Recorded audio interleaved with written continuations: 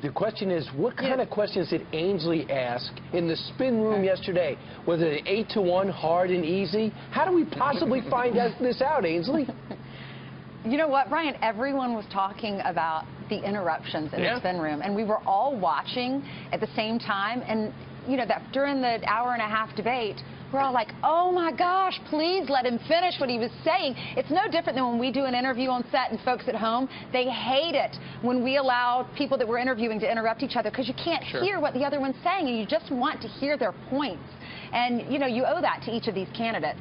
I did think she got too involved, and it's interesting. It shows you how together Mike Pence was, because I didn't even notice hard or softball questions, really, because he was able, I thought he was really able to handle all of the questions in a very graceful way. All right, so let me show you what was happening behind the scenes in Spin Alley.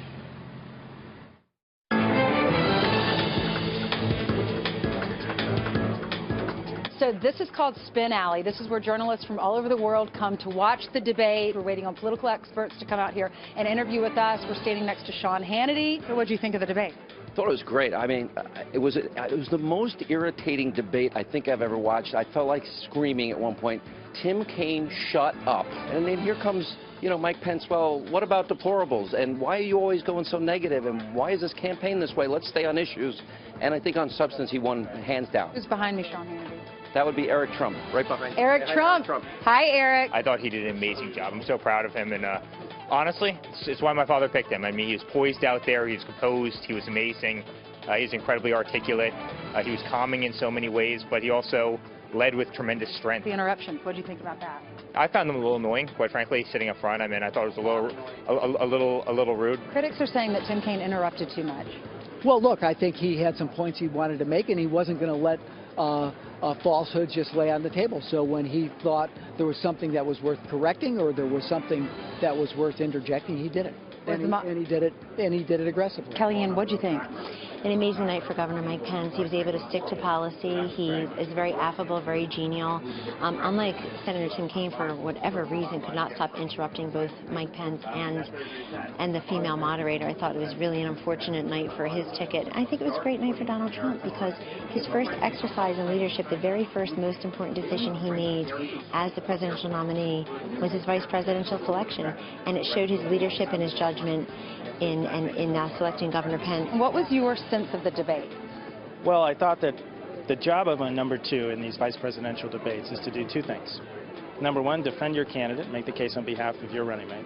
And number two, make the case against the person on the other side. And I think Tim Kaine did an extremely effective job about explaining why Donald Trump was uniquely unqualified to be president of the United States. And I thought what was notable was the fact that Mike Pence, time after time, took a pass and did not choose to defend Donald Trump. I Spy Tucker Carlson. Tell us what you thought.